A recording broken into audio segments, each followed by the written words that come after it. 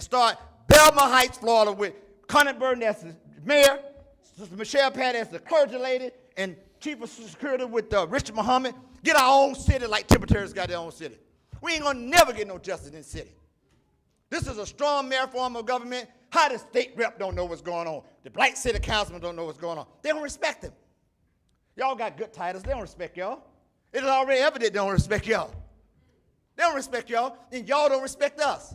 If you want to have an honest conversation about race relations, shut up and listen and learn something and say, you're right. Your white privilege is what's getting in the way. White skin privilege hurting all y'all. That's what's hurting y'all. Y'all don't know nothing about that. Let me tell you something, brother. I didn't sleep for 3 days after George Floyd, because that could have been Jarvis El-Amin, or could have been Saeed El-Amin, or could have been Ken Lowe. I know what these police do. You need to check yourself before you wreck yourself and look at your own, because you know what your answer is: all lives matter. All lives don't matter. It didn't matter to George Floyd. Thank you. Thank you very much. Next, wait, we have to sanitize.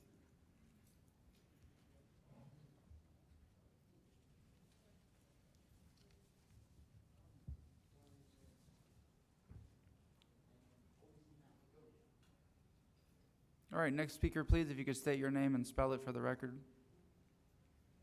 Yes, good morning. My name is Sally C. Lee, SALLYISELEE, and I am the founder and coordinator of the Volunteer Missionary Society. And I'm here today because God has been keeping me up and won't let me sleep until I came down here to deliver this message from Him. Greetings from the Holy Word of God. Says, let my people go. Today's world of injustice needs the power of the written word. To mankind and visuals, we see the conditions of this world. Our communities are suffering every ill known to mankind. Poverty, knowledge barriers to education, attention and failure in our schools, parents' frustration, fathers in prison, young black men facing death, dope, imprisonment, of young black men and women to be responsible alone, struggling black businesses sacrificing all barriers against us to economics, not appropriated where we can access them. With red tape barriers, we get a workshop or a certificate. The solution to stop injustice as follows: a proclamation, executive order, signed by mayors, clergy, council members, commissioners, to strengthen a proclamation, stop the killing of African American people, men, women, children of all nations. America's police chiefs, sheriff, if you feel led to change, then sign a proclamation built to a people who has built America with their blood, sweat, and tears. Labor, field, stream, give them their right. Terror-free, Black Lives Matter. Sign a proclamation for our freedom. Agent of God, Sally Lee. Thank you very much.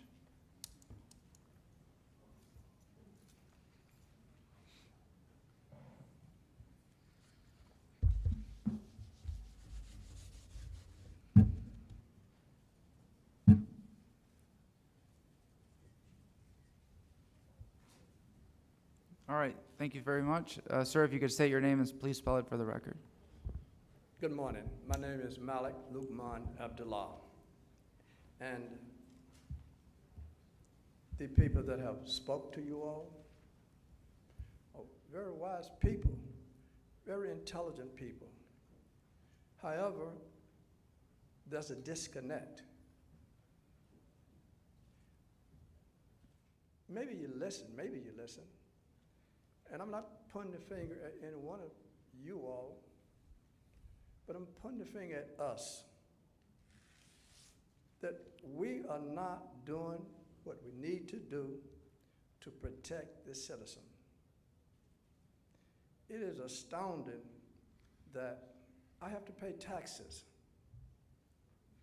but I don't get representation. I don't get proper representation. And when a policeman shoot a black man, they say they don't shoot white people. When a policeman shoot a black man walking away, running away from him in the back, this guy said, I was afraid for my life. You're a damn lie. You're a racist pig. These guys here are representing what you all are instituted. You all can call them and put them in check. The question is, will you? The history say you won't. So the people are saying to you, we are going to change this. I don't know which one of you gentlemen said this, that this has to come from the people. And I say to those people that's listening to this, it is in our hand to change our circumstances. If we don't enact things that are necessary for us and stop letting people lead us, well, here's an example. Most of y'all are not old enough to remember Bugs Bunny and Elmer Fudd. Elmer Fudd had the gun. Bugs Bunny didn't. So the narrative go that if once Bugs Bunny get the gun, the story change. So inaction or inactivity, you all are placing the gun in the rabbit hand. These people are asking you, telling you, these things have to change. And if the change do not occur, then anarchy, then chaos. Then you all lose the comfortable position that you have. White privileges are gone. And anytime you support wrongdoing, that means you're part of the problem. So maybe y'all heard, maybe y'all will do something. Thank you very much.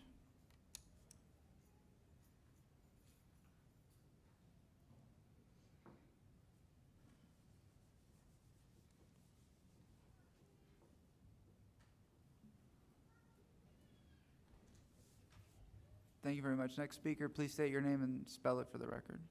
Good morning. My name is Sam Harris. Wait, the microphone is off. You got it? Go ahead, sir. Good morning. My name is Sam Harris. And I want to just say thank you to the council and my citizens here. This has been a tough week. This has been an extremely tough week. We need change now, not only in the city of Tampa, but America. I'm going to read from Revelations. Martin Luther King in 1968, before he died, his last sermon, he spoke. He said, "Behold, I make all things new. Behold, I make all things new, for the former things passed away." We are in a revolution. We need the mindset of systemic racism to disappear and form something new. I've lived in Tampa all my life. And the people before me, people you've heard from over the weekend, the experience that I have as a Black American businessman, I am constantly faced with roadblocks from my city. I love my city. I serve my city, but does my city love me? Does my city serve me? 200 years ago, in 1819, Oliver Washington wrote a book called Rip Van Winkle. And if you remember the story, Rip Van Winkle went up into the Catskill Mountains. For 20 years, he went to sleep. As he was walking up that mountain, he saw King George III on that mountain. When he came down, it was the first president of the United States, George Washington. Since the first president of the United States has taken ring in this country, Black Americans have been suppressed. We've never been given the opportunities that we deserve to have. I can feel Councilman Gould's, I can feel his presence with me. I know your walk. I know what you have to go through. Our city has a lot of challenges. We need to solve those things now. I've come before all of you, talked to you about opportunity zones. At the end of the day, it comes to economics. If we can solve that problem, housing, we need over 60,000 housing in the city of Tampa by 2030. The only councilman that has responded back to me is Councilman Goose about opportunity zones. The city of Tampa needs an opportunity zone prospectus so that we can bring investors here to develop more housing, more development for small businesses so that people can thrive. And I'll end with this. The city that I love, the city that I was born in. I was born in West Tampa. At age 19, I was assaulted by law enforcement in this city. I was charged. I was jailed.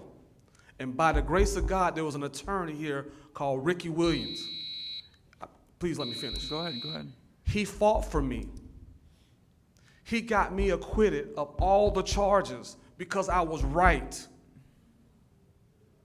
I was told by my grandfather and many other leaders, never take a plea deal. If I had taken a plea deal, I would not be in the real estate business. I would not be a mortgage banker. I would not be in a position to do anything simply because I was falsely accused and falsely arrested. If I did not have legal representation, I would not be standing here before you. There are thousands upon thousands young men and women that faced that did not have the plight that I had. And we got to change that. And we need you guys not to be silent anymore. Silence is worse than the action that is being taken against us. I thank you for the time. We need to act now to solve our housing problem, systemic racism, and we need this body to put $100 million into the black community to be able to redevelop it. If you look at East Tampa, West Tampa, there's nothing there. It's been obliterated. We have no community. We have no neighborhood. If you go down 29th Street, where a lot of the challenges that we have in our community, 90% of the real estate is owned by white folks that bought buildings in our community 20, 30, 40 years ago and have not reinvested and let the buildings become dilapidated and have not got any code enforcement fines, where you have black homeowners and black small businesses that are getting fined for their businesses. Those businesses that own property on 29th Street or any area in a black community, if they have not reinvested and made that better and take that blight away, the city needs to find them, foreclose on their property, because they're bringing the value down of our community. It's not us. Thank you for your time. Thank you very much.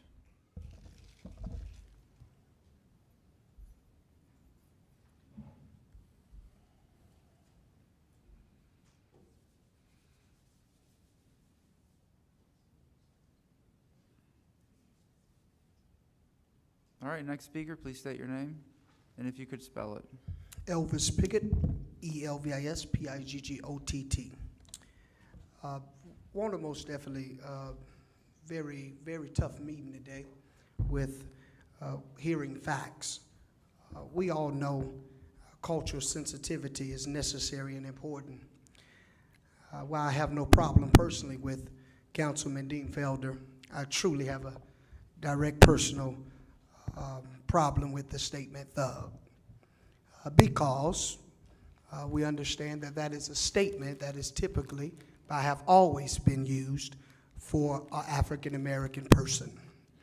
A thug is a bad person by definition, or a bully, especially a violent one. A thug might break in someone's house, but it says something like this: it's hard to reason with a thug, since they rather intimidate or personally hurt people than talk. That definition looked like Tampa Police Department to me. It seemed to be when we talk about thugs and looting and the riots and the things that took place, it's not acceptable. But I have a problem with being disingenuous and selective energy. Because if you're gonna have outrage, you should have outrage with the thugs in blue. They also a problem in this city. While we was talking about the mayor and the chief being out there protesting on Filing 56, I was there too.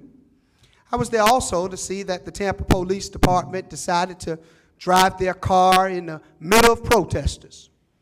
I was also there to see that while one of the protesters was getting very hostile and excited simply because that's the passion of Black Lives Matter, I stepped between him while he was in front of the police officer to just make sure that he didn't get himself in trouble and make the officer of Tampa Police feel no type of way. What happened when I did that? Tampa police officer pushed me to a car. It was Hillsborough County Sheriff Department that looks at him and say, "That's Pastor." But my problem goes, do you have to be a person of name, or could everybody be treated right? I think that the most definitely, the very outrage here in this Tampa area is the looters. Oh my God. But I wish for once that we can take that same energy and be just as outraged as the mistreatment of black people in Tampa. Let's not talk about Minnesota. We all know Tampa Police Department has a problem. We all know. I watched the video that was sent to me with the Tampa Police that's still on the force, dragging a woman from the car to Orange Road Jail, dressed like she was a rag doll cross, and nothing ever happened. We're not saying things won't happen, but what we are saying is when they happen, action should be taken as if it matters. What the action took place at Tampa General Hospital, as the councilman alluded of, action should take place. It should not. Why do it have to have so much investigation? Because I can remember, and I'm recalling that if I walked out there and pushed somebody Caucasian on the ground, I don't think Tampa police will come and wait to find out what actually happened. I think when they show up, they'll already know. And I say to you, Councilman Dean Felder, regardless of what your intentions, have some culture sensitivity.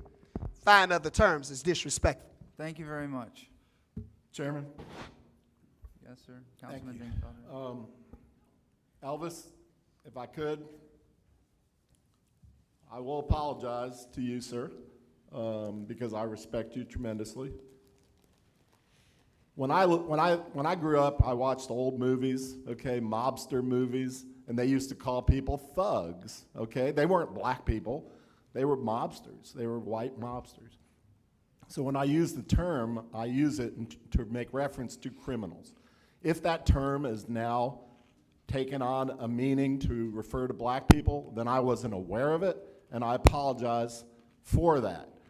However, I will condemn anybody who broke into those stores and looted and rioted as criminals, okay?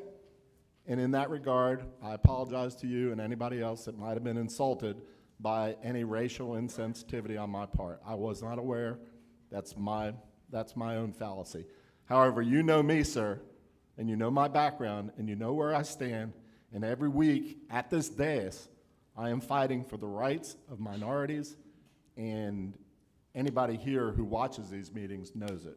So thank you very much. Thank you very much.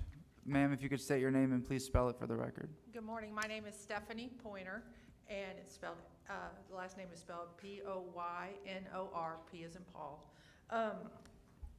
First of all, I want to say that I had no clue I was going to end up in the middle of this. And so I'm like a little commercial break, but this is also very, very important to the community that surrounds me. I also want to state my personal disposition. We do need to take action. Black lives do matter, and white privilege is real. Anyway, I'm a licensed realtor. I'm here to speak to you about south of Gandy. I only take listings from military families. I operate primarily south of Gandy. I'm a 23-year Army spouse. I've helped hundreds of people who are relocating to MacDill find homes in our area. I have lived south of Gandy since 2012. I'm here today to ask the council to revise or amend the Tampa Comprehensive Plan of 2016 to better protect those of us who live in SOG. The comp plan has showed the projected population of South Tampa as 78,000 2040 in 2040. We are already 13,000 people past the projection for that area. And that's according to the Planned Hillsborough website. McDill's statement, in addition, not only has our community grown exponentially, but McDill's economic statement says that there are 23,000 people who work on that base. There's only 527 houses on that base, so they drive through our community every single day. They are clogging up our arteries: West Shore, Manhattan, Dale Mabry, McDill, and most notably, Bayshore. McDill traffic is dramatically different than the rest of Tampa because we don't, the gates at McDill dictate when their highest flow is. Their gates open 5 and 6 a.m. in the morning, and they close at 8 a.m., which means any traffic studies that are done of that area are missing out on prime drive time for our community. Traffic is not supposed to be a consideration when looking at changes to PD, but I would challenge you that in 2017, Dale Mabry, the medians in the middle of the road below Gandy were replaced with $1 million worth of funding, befuddling to me. But anyway, they replaced them in 2017. FDOT has requested and sent out notifications in the last 6 months that they want to rip out $1 million worth of work. And today that $1 million, it just makes my skin crawl to know that they're gonna rip it out, which will make traffic traveling from east to west even worse. And we can't fix a community center. I'm sorry, I'm digress. I stand here today not as a single individual, but I represent hundreds of folks who live south of Gandy, and they're too nervous to speak publicly. They're too busy to speak publicly. They're not sure how to speak publicly. Thank you very much.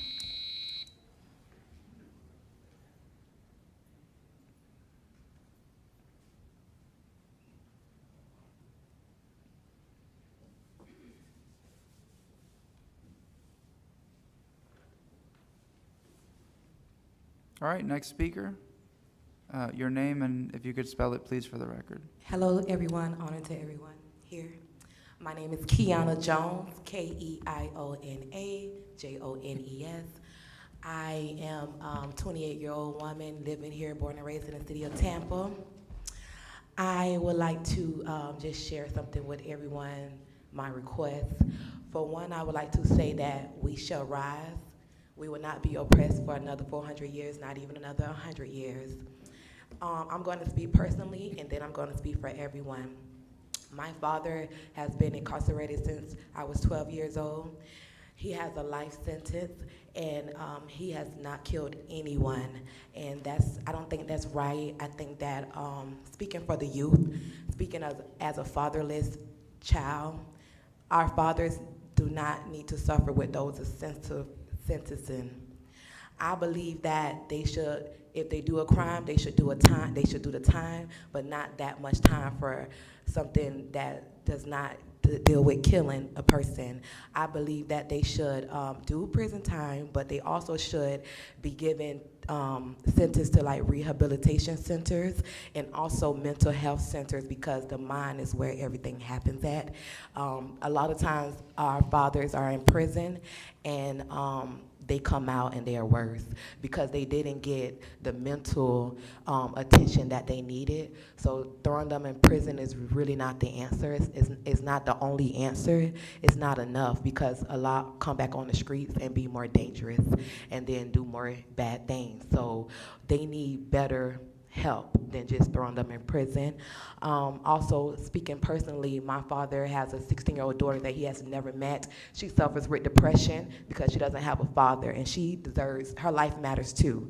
My request for everyone is this: we need to retrain all officers, especially those who have been known to use excessive force, police officers that have 2 or more complaints on desk duty, audits of officers' files done by an outside independent company, cross-train different judges from different states, so we have a choice of who we would like to hear our case. I'm going to end it with that.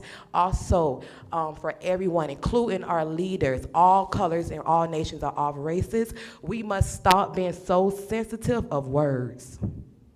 We have to stop being sensitive of words. If you act like something, that's what you are being called. Stop being sensitive of words. We shall rise. We are one, and we all matter. Thank you very much.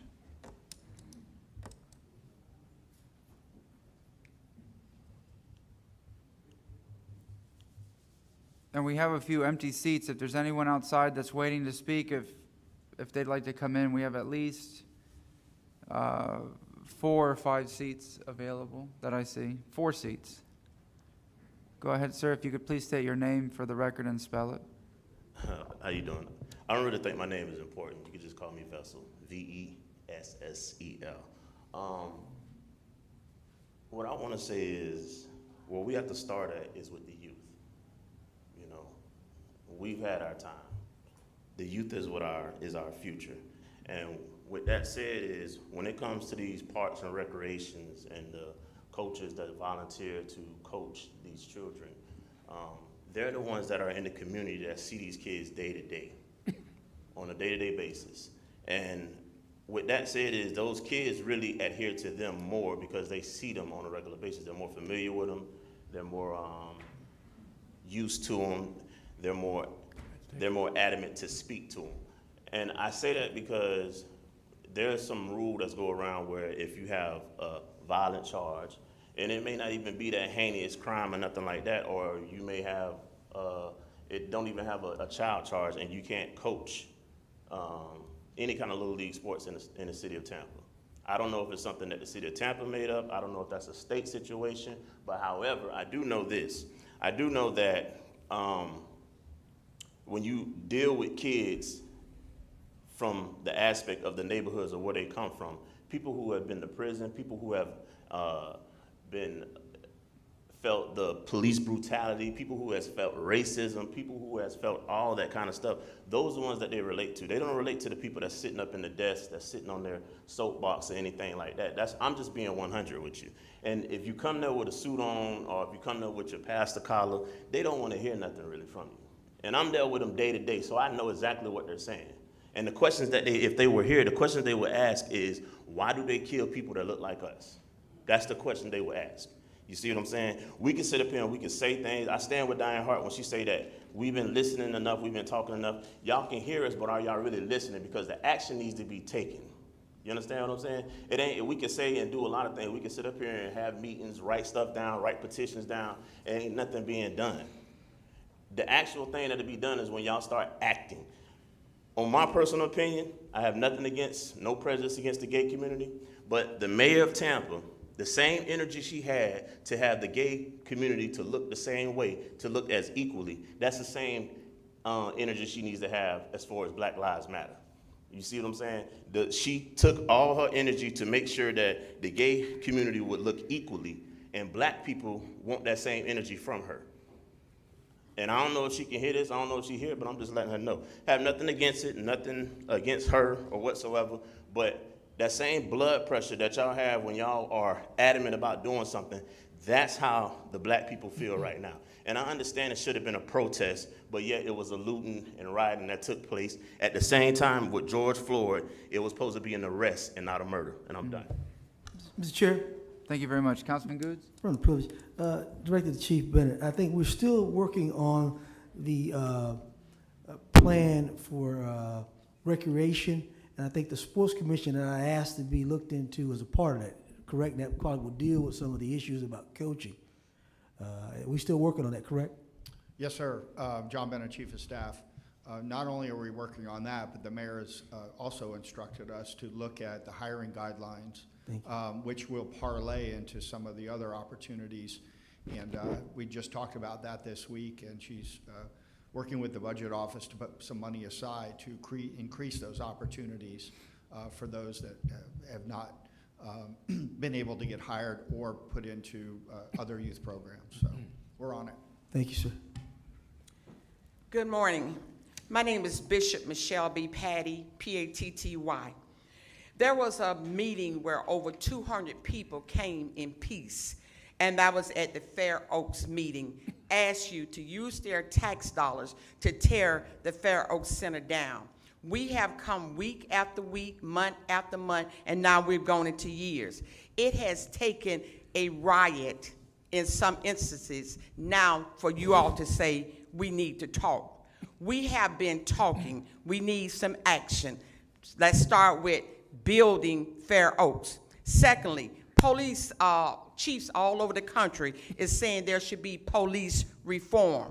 We haven't heard that yet here in the city of Tampa.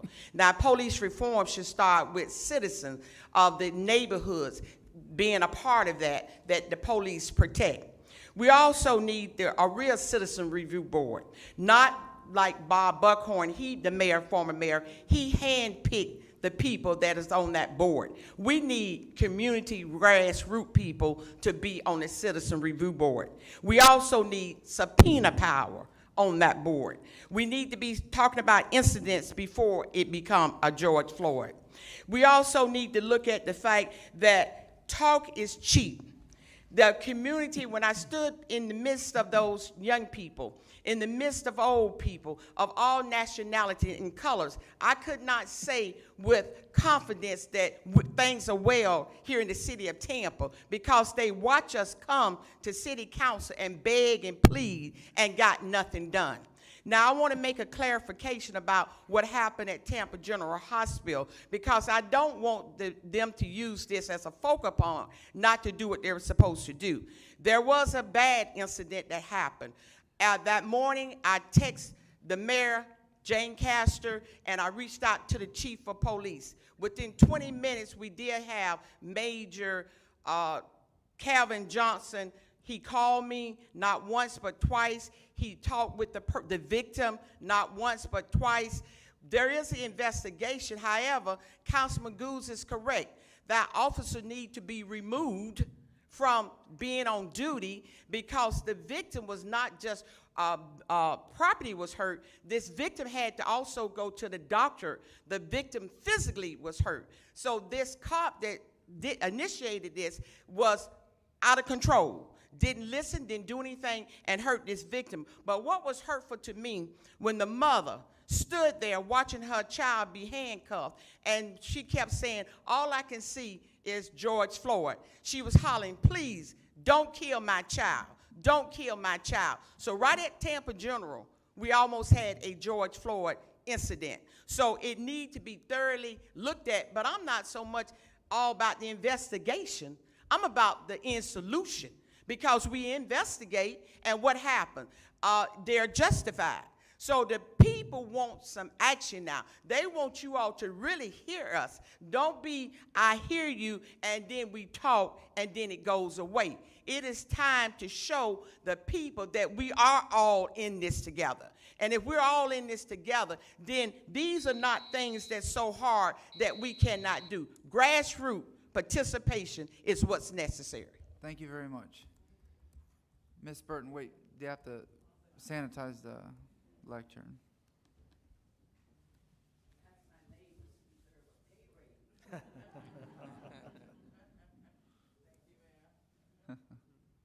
Go ahead, ma'am. If you could please state your name for the record and spell it, please. Yes, Connie Burton, C-O-N-N-I-E-B-U-R-T-O-N. First of all, let me just say that this agenda, we need to start over.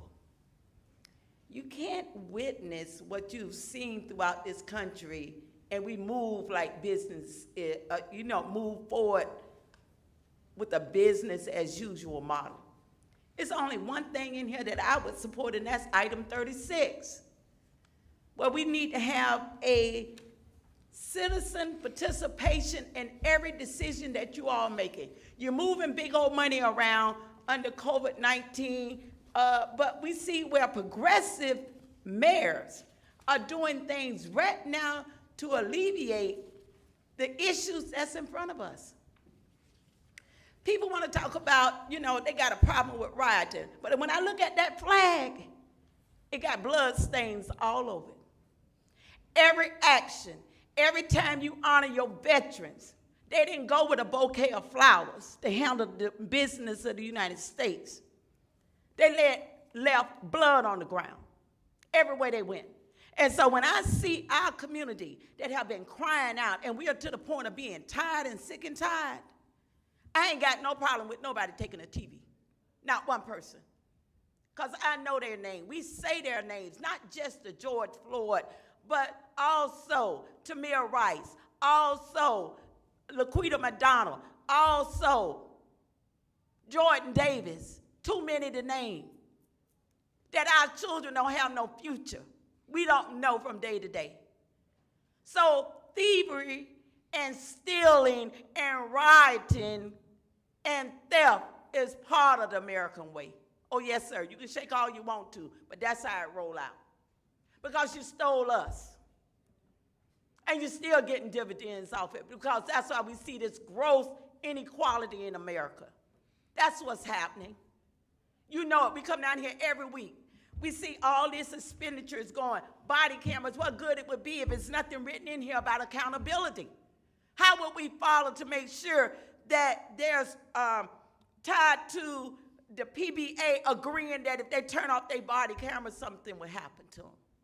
Where's the economic arm for the community that is dying, not just from COVID-19, but all of the pre-existing neglect that you know is happening?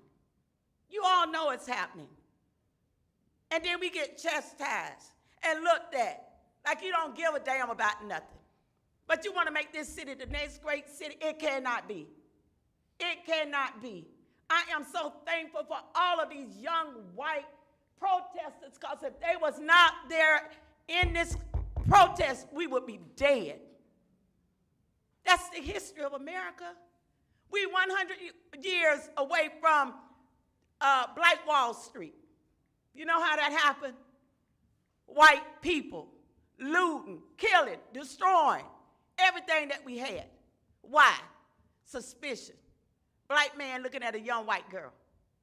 19-year-old boy. That's your history. That's who you are. And we need to see a change from the top down.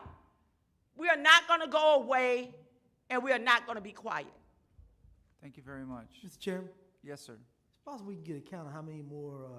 The last number I had was 17. Lisa, do you have an update? Yes, so everyone that is in the room now is here for public comment. I have no one else waiting outside for public comment. All right. Thank you very much. I'm sorry? Oh. Yes. Who is going to be speaking? If you would just raise your hand just so we have a number. If you're speaking for public comment, if you're in line for that. All right. Sir, go ahead. If you could please state your name and spell it for the record. Hello. My name is Trey Steinhoff, Treysteeinhoff. I'm a USF graduate. I've lived in Tampa for 10 years now. I'm a nonprofit founder. I'm an active member of the arts scene here and the business scene here. And I apologize in advance if I get emotional here, but first off, you should be listening to the black voices in this room, and I shouldn't have to be saying this. And I didn't intend to say this, but as a lawyer, you should know the importance of words. It shouldn't take people yelling at you to acknowledge that. You should look yourself in the mirror, because that's what I'm trying to do, and that's what all white people need to be doing right now. I've watched you, the representative from South Tampa, browse your phone for the vast majority of this. The video's going to show that. Listen to these people.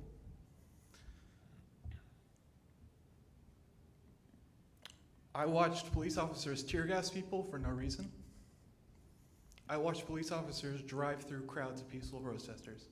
I also watched some good police officers let people jump on their car, let kids jump on their cars so they could take pictures. They're not all awful. And we shouldn't condone looting, but to de-emphasize the reason it's happening is immoral. You should listen to these other people. I get what you're trying to say, and I appreciate you going back on the word thug. But we can't be focusing on that. We should be focusing on the root of the problem. On the docket today, you have something about an economic advisory committee that talks about equal opportunities and helping these people that are disenfranchised. We should be pushing that through. We should be doing what we can to enact body cameras, but that's the first step, right? Just like the woman before me said, we need to put systems in place to make sure that there's accountability past body cameras. And let me make one analogy and I'll stop because there are a lot of people that need to talk that deserve to talk more than I do. On this docket, we have things about the pandemic, we have things about single-use plastics, and we have things about money going towards body cameras, right? The pandemic, single-use plastics, and a lot of the injustice that's happened in this country are non-obvious to a lot of people because they don't see them up close and personal. It took people dying for us to see the pandemic, and it's going to take pollution spilling into the streets for us to see the problems with single-use plastic, and it's taken rioters and protesters, and yes, looters, to make us have this conversation right now, to make someone like me, a 26-year-old white man with all the privilege in the world, come here and feel like I need to say something to you people. So let's do better. Thank you very much. Councilman Goods. Let me just say something. Councilman Dingfield has always been a good friend to me. And I know he didn't mean what he said. It might have misinterpreted, just as I misspoken before. Didn't know what I was saying at times or offended people. And that's the problem with this country. We have to learn these new buzzwords. We have to understand what they mean. When I used that word months ago, that was a word that several words that just common in the community. Some of the common words now hurt. So I accept Councilman Ding's apology to the public because he stood up for me when I was attacked when I used the word that offended folks. So I accept his apology publicly. And he understands, he works with me all the time. He defends our black community. He leads the charge when it comes to minority businesses. He scrutinizes every moment, every minute. I see Mr. Spearman in the back, and Mr. Spearman gets several calls, Mr. Dingfield, I know he does, to scrutinize contracts. So my friend, I stand with you. I understand the situation you're in right now. But again, I accept your apology publicly. And again, I stand with you. Thank you, Thank sir. you. Thank you. Mr. Chair, if I may. Go ahead, Councilman Citro.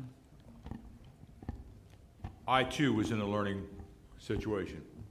I posted about being arm in arm with protesters this weekend. And my message was to convey that everybody was there. All skin colors, black, brown, white. And I wanted to include Asians and Native Americans. And I used the words yellow and red, not knowing that they were offensive to some people. I apologize to my legislative aide, who is Asian American. Councilman Dingfelder, I also accept your apology. We all have to learn the optics and the narratives of the words we use. Thank you, Mr. Chair. Thank you very much. Ma'am, if you could state your name, please, and spell it for the record. My name is Natasha Artis, spelled Natashaartis. And I'm very, very, very nervous because this is not something I've ever done before. But I listened to, from out in the hallway, the narratives that have been painted, I guess, in the room the whole day. The one thing that that's just really in my spirit at this time is I feel very strongly that if we do not leave this place today with at least one plan of action, one thing that we are going to do, if we leave this place today, this conversation, this energy, this passion, all of it will be lost. So my intent, I don't know if it's appropriate or not. If it's not, let me know and I'll have a seat. But my intent is to share my 3 minutes with you and ask you, what can we walk away with today that we know we're going to do, we know who is going to be appointed to do it, we know when we're going to do it. Couple of things I heard in the room, just as suggestions, was relationship with the police chief, building Fair Oaks, Citizen Review Board, Economic Committee. What can we do today? And who can be responsible? And when can we follow up with it? Well, ma'am, I'm truthful to it. You know, we have a strong form of mayoral government.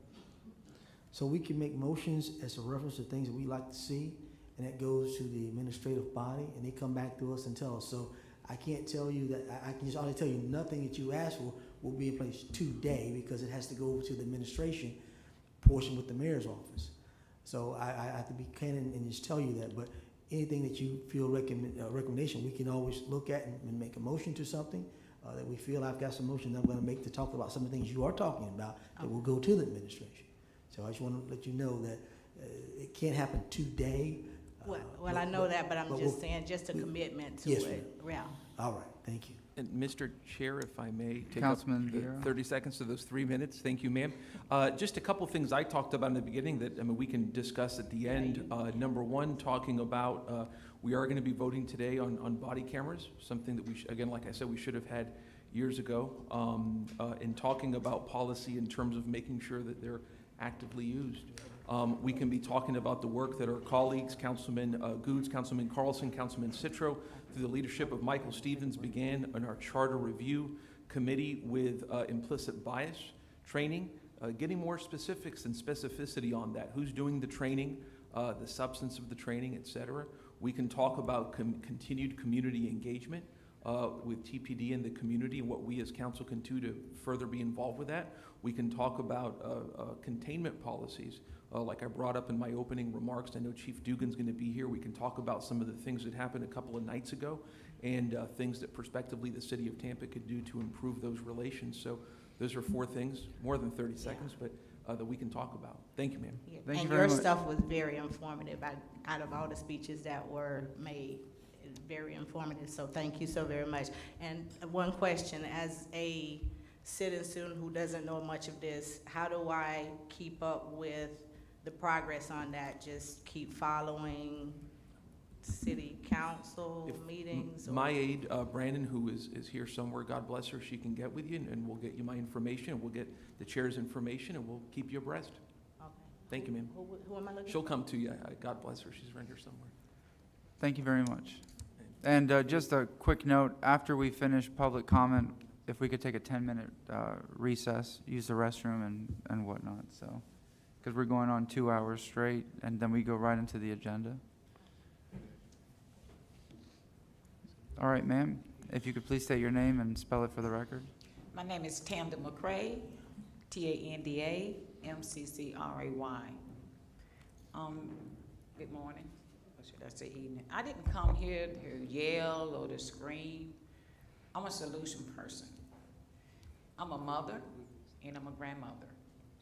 I spent 25 years as a nurse, but I saw a need in our community. I changed my career. I'm a student, current student right now at USF studying criminology. Talk is cheap, talk and change come from both sides, but I'm a history person. And in the first half of the century, Florida led the nation with the highest number of lynching per capita. Time and time again, the black community has been under siege. In 1920, Ocoee, Florida. Then again, in Rosewood in 1923. Now, a lot has changed, but a lot has remained the same. We're never going to change if we can't have an open dialogue about what is going on in the community. We have inequality, not just racial inequality, but economic inequality, educational inequality. If you want to kill a nation, you kill the kids. I have sympathy for the Floyd family and all the other people that have passed to pave this way for me to have this understanding to be here. My concern is the youth. Our youth is disproportionately represented in the criminal justice system. They don't get the same opportunity that white kids get. They haul them off from school straight to jail. And now they're labeled. If we want to change and make change, we can put down all the laws and all the policies we want. But if we don't change this, see, change starts in the mind and it touches the heart. We have to have empathy for the young black kids that are living in these underprivileged neighborhoods. I see it all the time. I came from the 60s era.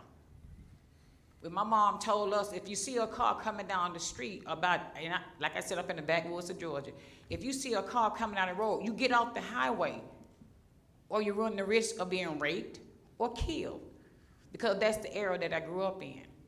But what that era did not do was harden my heart. I can love my brother and my sister. My God asked me, am I my brother's keeper? Yes, I am. And I have a charge to keep. And that charge to keep that I have is to make sure that the generation that come after me is better, and I leave a better world than the one that I lived in. And right now, it's like we have took 20 years back. And like I said, I'm a solution person. So I'm asking the city, as a person that's getting ready to come into the criminal justice system, when an officer commits a crime, the officer should be charged as any other regular citizen. As any other regular citizen. There should be no, I got to go through all this administration, if you can bear with me a few more minutes, that we can go through this administration process. There is no process when somebody dies. There is no process when somebody's getting choked. There is no process when somebody gets beaten. If I beat my child, you're going to arrest me for abusing my child. That's what I'm trying to say. We're losing our young people. Black men are 50 times more likely to die at the hand of police than anybody else, than heart disease, than cancer. I know I'm running out of time, but like I said, I'm a research person. And I'm going to leave my research with you guys so y'all can look at it. All right, if you could hand it to the gentleman in the suit with his hand up. Let's focus on what we can do. We can make a lot of changes right now. We can suspend these officers and then do our investigation. I know that the mayor getting ready to have, I speak loud anyway, thank you, getting ready to do the body cameras. The first time an officer go to a scene and that camera's not on, they should be terminated. And the biggest thing that we can do, the biggest change that the city of Tampa can ever do for their citizens, if an officer get more than 3 infractions on their record, they need to be terminated. Not just terminated, lose their license. Because me as a nurse, if I commit a major offense against a patient, the board of nursing gonna take my license. And if the doctor do the same thing, the doctor gonna lose his license. And if a lawyer do the same thing, they're gonna lose their license with the board. Same thing should apply to officers. And even think about making us do lie detector tests. Have you ever been affiliated with any kind of gang or militia? That'll wean out some of the bad. I want to thank you, God bless you, and have a good day. Thank you very much.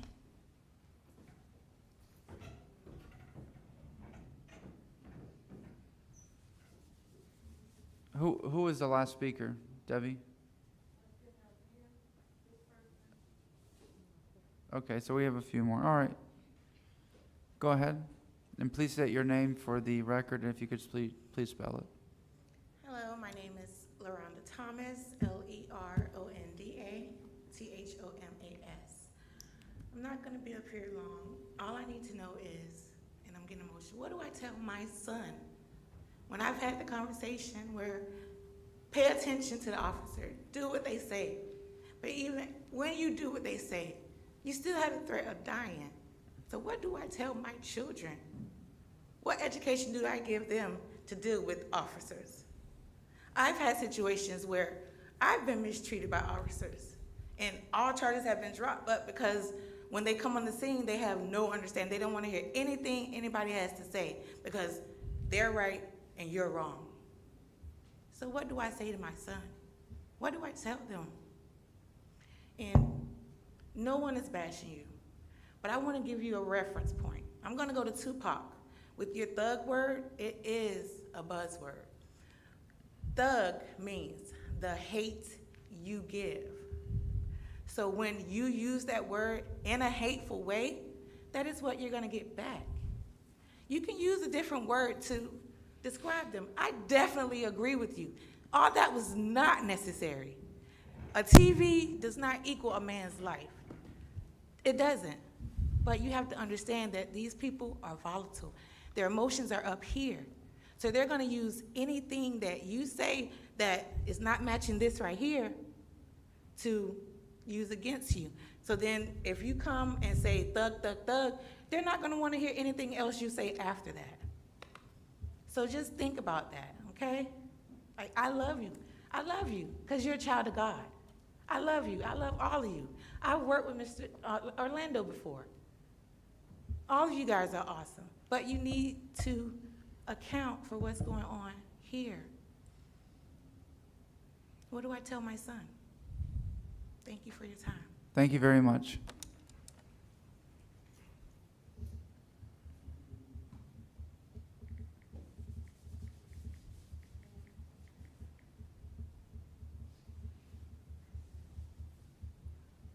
Yes, ma'am. Please state your name and spell it for the record. My name is Laniya Thomas. That's LeniyaThomas.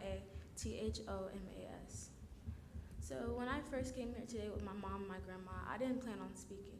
But as I sat and listened to the other people that came before me and listened to you guys, I felt it a great injustice to not come and speak on behalf of my generation.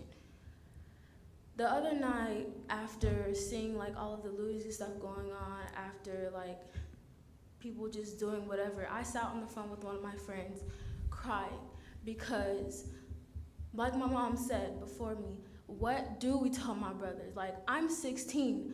I fear for him, my dad, my grandparent, my grandfathers, my uncles, when they go out every day. My dad, he still has to go to work. When he gets in his car, when he gets in his truck, how do I not know he's not coming back later on that day? What am I supposed to think when there's people out here, police officers, like my grandma said, there's not all bad ones. There's not, because I've even spoke to some even spoke to me. They're not all bad ones. But when you get pulled over, you never know which one you get in that car. You never know if that moment when you get pulled over, if that's gonna be the end of your life. You never know. And like, people not understanding, like, yes, we're angry. I'm angry. I'm black in America, a country where people don't understand. They don't wanna listen. I'm sorry for getting emotional, but it's hard when you're scared every day to go out just because, like, you never know. You might die. Like, people out here getting hurt, not even just black people, white people, Latino people, Native Americans, Asians. We're all getting hurt because we're standing up for something that we believe in, and it's not fair. Because the same thing that y'all believed in back in the days when y'all, like the lady said, when Black Wall Street, what happened to y'all? Nothing. And it's not fair. Thank you. Thank you very much.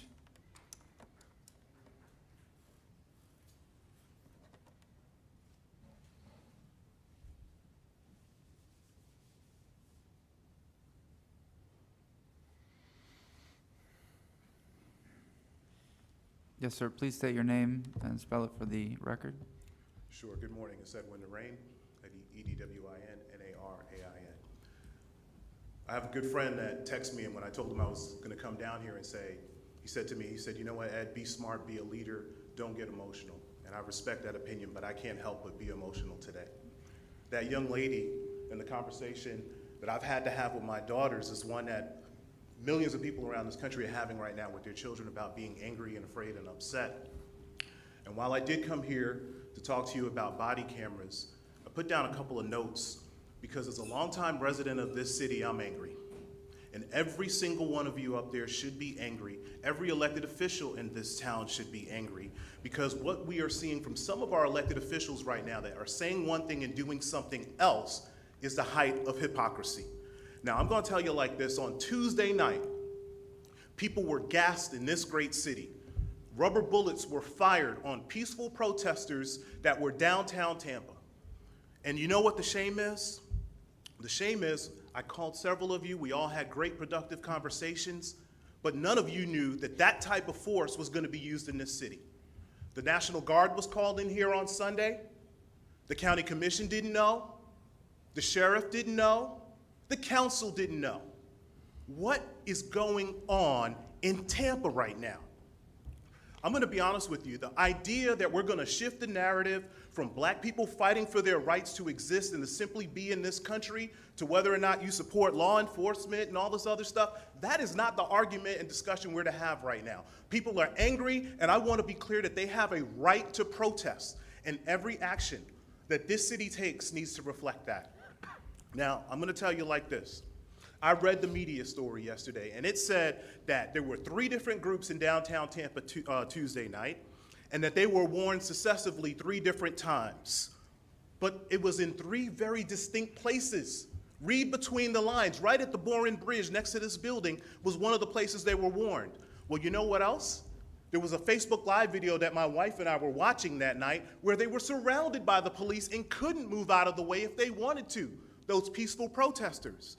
So, my question for the council, because I want to be as productive as I can be, and please forgive my anger as a former elected official. I know what you're going through right now. But we need to be asking ourselves, why was force used to break up a peaceful protest? I saw the garbage can with the bricks. Come on, one incident that happened, 3 different places in the city. Look at that media story. Second, what are the guidelines for people to peacefully protest? What are they?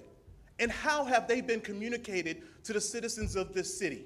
Because I assure you that of the majority of the people that were out there on Saturday, Sunday, Monday, Tuesday, if you tell them what the rules are, they will follow those to the best of their ability. But we have turned this story into looters and the people that are distracting from the actual movement that's taking place right now. That's not what this is about. Finally, I just want to give y'all some ideas. This council should demand a report about what happened Tuesday night. There was a press conference, but as of yesterday afternoon, several of you members couldn't tell me what happened because you didn't hear from the administration. That's wrong, guys. Mr. Chair, give the Yes, sir. deference to State Representative Lorraine to continue, please. Of course, go ahead. Thank you. I'll wrap up as soon as I can here. And if you're going to pass a resolution today, you should pass a resolution that encourages the state attorney and the mayor's office to drop the charges that those people that were protesting for were given on Tuesday night, the unlawful gathering charge. Finally, I'm going to say something that I never said before on the Citizens Review Board. But I do believe in this time, in this era, with everything that's going on with black people, that Citizens Review Board should have subpoena power. It's a change from something I believed in the past, but right now, that power needs to be put back in the hands of the people. You all are good men, and I know your hearts. I know you want to do what's right. I know that. But right now, it is your job on behalf of the citizens of this city to demand accountability about what happened on Tuesday night and every use of force in this city. Again, I can't help but be emotional. And I'm going to continue to raise my voice on this issue as simply a private citizen. No jacket, no suit, no tie, whatever needs to be done to ensure that that young lady that just spoke, my little girls, your grandkids, all have a better society. We're not going to leave this world like this the way it is. Thank y'all. Thank y'all very much. Thank you very much.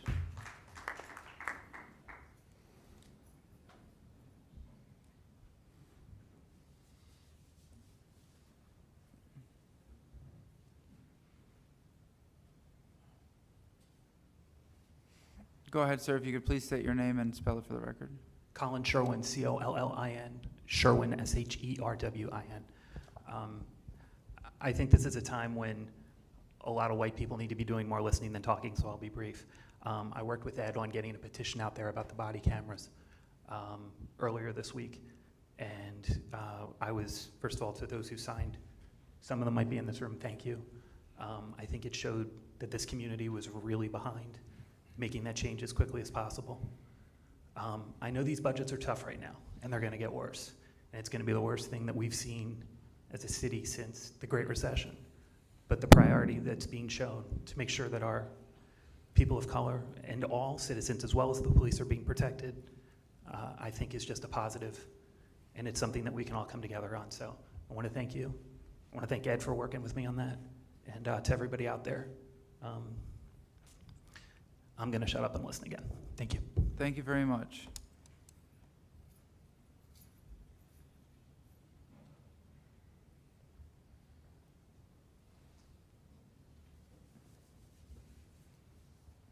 Thank you. Next speaker, please, if you could state your name and please spell it for the record. My name is Jadaquan Williford, Jartaqaron. Williford, Williford. And I'm glad to be here to represent my generation, the generation behind me. I've been in college in Tampa. I've been harassed a lot of times. Car ripped up on my way to class. And I don't want my emotion to be confused or to be switched. I'm allowed to feel this way. But I'm gonna leave this message here. Our generation and the generation behind me coming up is more diverse, more talent, more informed, more tolerant. In this generation behind us, we are smart, energized, connected, and ready to build a country and society where everyone feels safe and protected by the emotional here. Protected by institutions of our democracy. We have learned to work together and to promote better future, even when such a possibility seems hopeless and out of reach. By actively acknowledging and protesting the racism that has long defined our nation's history, our generation, the generation behind us, is providing the hope that we all need. So listen to us, because what's going to happen when you don't listen to us is going to go to war. You have police, like the gentleman said. You guys was pouring tear gases. I've been out protesting, not sitting at home. We put you guys in this seat. And I challenge everybody in this room to hold them accountable, because you are leaders. And if we can't be led by you, why are you here? Thank you very much. Debbie, who is the last speaker?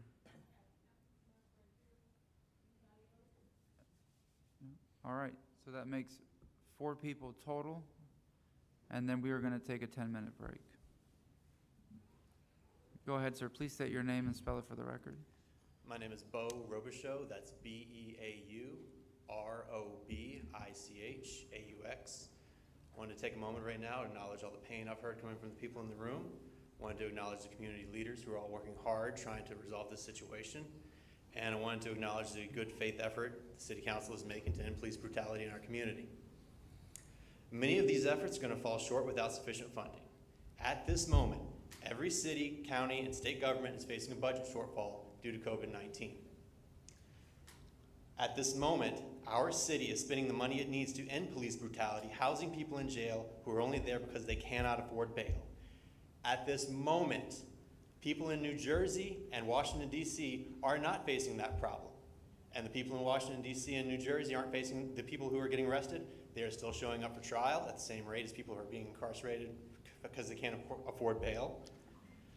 And the folks who have gotten out, they are happier, they are leading more productive lives, and their city and county governments have saved money doing so.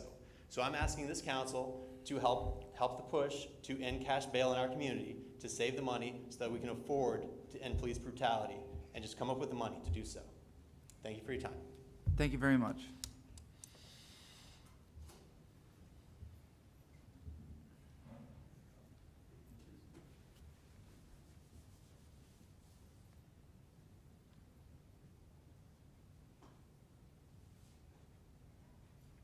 Thank you, sir. Please state your name and spell it for the record. My name is Ronald Hall, H-A-L-L, and as you can probably tell, I wasn't planning on being here to speak. I was taking my morning walk along the river walk, and I saw the policeman, was thanking them for their service and apologizing to them for all the things that they've had to put up with here in the last week and a half. And they said something, well, if you got something to say, why don't you just go inside? So here I am. I heard a gentleman few speakers before say, you know, that we need to make progress. We need to move ahead. Well, I am of the age where I remember Little Rock Central. I remember the President of the United States at that time, Eisenhower, sending in federal troops. I can remember that at that time, blacks, of course you weren't called blacks at that time, had to sit in the back of a bus. I can remember when they had their own water fountain. I can remember when they had their own restrooms. I remember they had their own schools. These were not right. These were not good times. But today, they're better times. Will they get better in the future? I certainly hope so. But one thing I noticed when I came in here is that there are rules. And I see that you're very particular about having those of us who are out here follow those rules. 6 feet apart, 3 minutes to talk. I am positive that if I decided that I wanted to break up and start talking here in the middle, I would be asked to leave. And if I didn't leave, I'm pretty sure I'd be arrested. And what I'm saying here is that you either have laws that are enforced or you don't have laws that are enforced. And all laws should be enforced. And if none are, or if one's not going to be enforced, then none should be enforced. I believe our mayor put a curfew out. I know that I'm home at 7:30 at night now. Would I have other places I would like to be? Yes, but I'm not, because that's the rule. That's the law that was put down. I don't think it's too much to ask for the rest of the citizens to obey the laws. If they want to be heard, speak out. They've said what they've had to say. My mind, I'm trying to speak for my mind, but my mind has exploded about a dozen times here in the last week and a half. And the first time it exploded was when I saw that police officer with his knee on the gentleman up in Minneapolis. It exploded. That was wrong. It was reprehensible. It should not have happened. But suddenly, what I heard was, well, we want to enforce the law, but yet this gentleman, and I guess I use that term very loosely when I speak of the police officer in Minneapolis, he's not being afforded his constitutional rights. He's already guilty. He's already being sentenced to life in prison. Do I think he's guilty? Well, of course I do. I saw what I saw. But that doesn't change the fact that we have one of the greatest countries in the world. I happen to have seen quite a bit of this world. And I can guarantee you, what you're seeing here and what we're calling oppression and what we're calling police state and police brutality is nothing. I invite all of those people here who are advocating that we defund the police, spend 72 hours without the police. I've seen places where that exists. You don't want to be there. Will it get better in the future? I certainly hope so. And I'm positive that it will, because in 75 years, I've seen this world get better. And I know it will continue to get better. And it's going to take you guys and gals, I guess there's some gals, I don't know, but you know, you need to pay attention. I've heard a lot of great arguments around here, and I know that you're going to take this under great advisement, but at the end of the day, you do need to be accountable, and you do need to help make sure that the public trusts you. Thank you very much, sir. Thank you. Wait.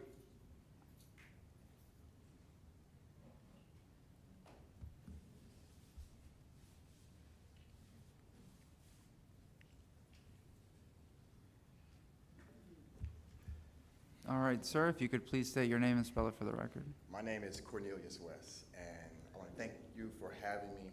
I want to thank the gentleman for his comments, because one thing about comments and opinions, we all can respect them.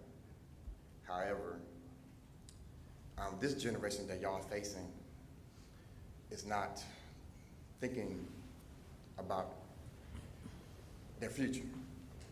They're not. They're not listening to your pastors. They're not listening to your leaders. They unruly Americans. You want to call them looters, you want to call them everything. They're unruly Americans, like outlaws in the Wild West. thinking about what happened last week, if cops don't get convicted, we're not talking about arrests. If cops don't get convictions with what we saw, it's gonna get worse. And put times 10 on that. Y'all should be scared. Where is the business leaders at? It's their businesses that got burned down, but they don't care about the black community. They don't care about my little boys and girls. So, y'all need to come up with a plan. America need to come up with a plan. Because Minneapolis didn't have a plan after Philando passed away, got murdered, right? 3 years later, Colin Kaepernick, the NFL didn't listen to him. So now we have Floyd. You know, all that talk about rules and laws and everything, that's out the door. You guys got to build relationships with people. Now you got to have a plan for us black people. What's your plan? And my name is Cornelius West, CORNEALOUSWST, for the record. So if you don't have a plan of action, if this happened in our city, it's gonna get worse. You saw these kids stole a police horse, and they laughing about it. They laughing. Y'all don't think that's serious? They stole a police armor truck. That's serious. And the white business leaders, where they at? They ain't never here. Y'all here. Where's the mayor at? Don't you think she should be here? Where is the chief of police at? Where is the prosecutor at? Those are the three main people that control our cities. And if a cop is innocent until proven guilty, he should be arrested first, right? So he's innocent. Ain't nobody saying he's guilty, but he should have been arrested swiftly. You can't wait no longer anymore. You can't take 24 hours. You can't take 48 hours. Because these kids got Facebook, Instagram, and Snapchat and everything else. They're not listening to your leaders. You need someone that's going to speak the truth to them. You can't hide information from them now because they know what's happening. So until y'all come up with a plan for these young kids, you shouldn't be talking bad about them because they don't have no hope. You know, y'all should be out there. How can y'all sleep good and this going on in our cities? How can you sleep good?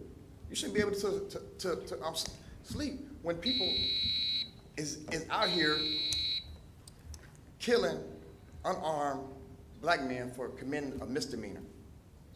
And your kids have, if y'all have kids that's 13 and over, they have a cell phone, right? So their friends is watching the killing on their cell phone. Your kids are watching this. Y'all filter, if your son is 11 years old, 12, 13, you don't let him watch pornography, do you? No. So, but you let him watch a man get murdered by a cop on Facebook. Just think about that. Thank you very much, sir. Thank you. Thank you. Mr. Chairman, could I suggest that gentleman in the back would be our last speaker? Yes, of course. And that's it. You're the last one. Yes, sir. Well, I think Wait. You have one more. The gentleman's in front of you, but.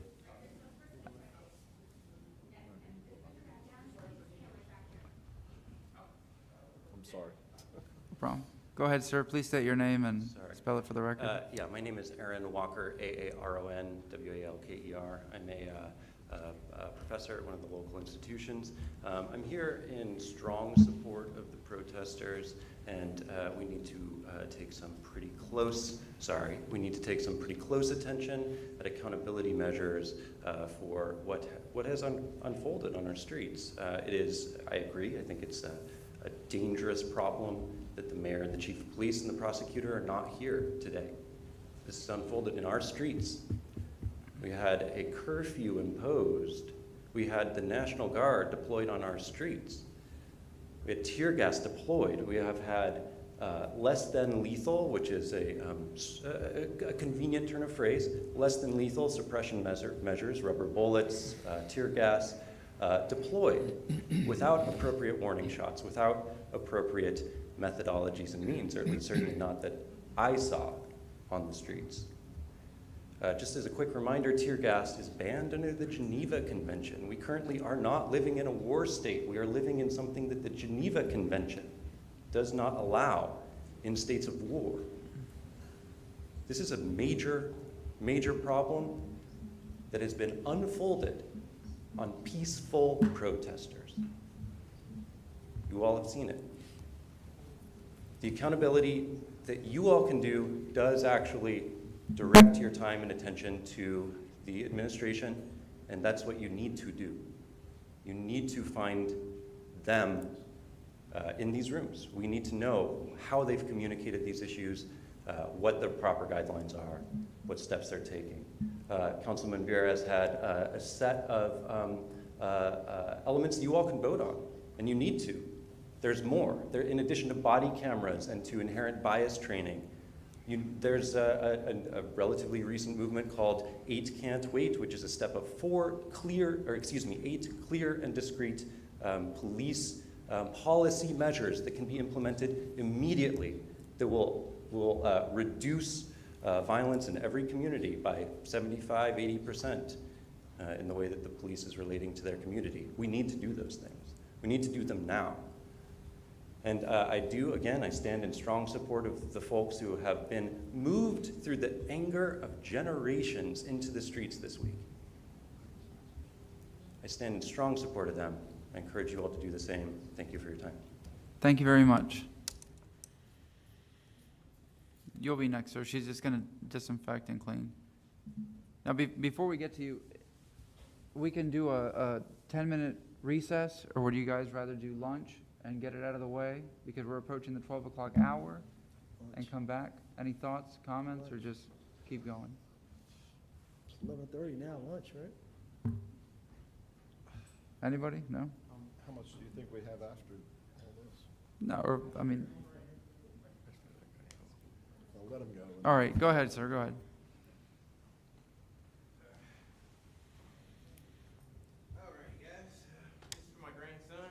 Please state your name and spell it for the record.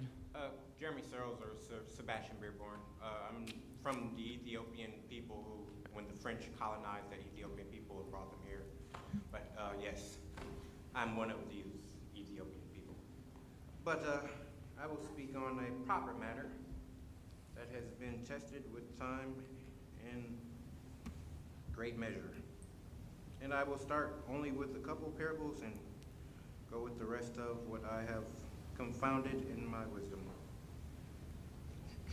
And this will be very easy to understand from the Proverbs and Psalms of Moses and Abraham.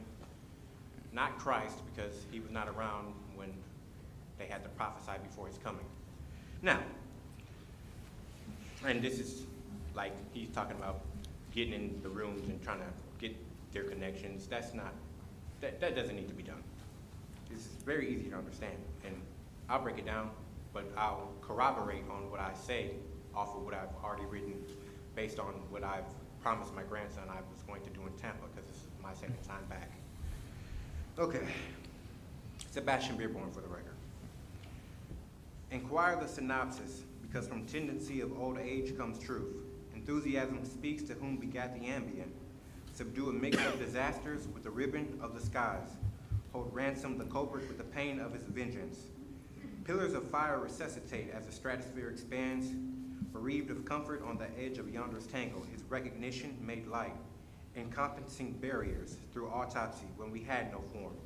Ventriloquist, hyperexert, Godspeed, dismantle the surface of the dungeon, proximity like open chalice.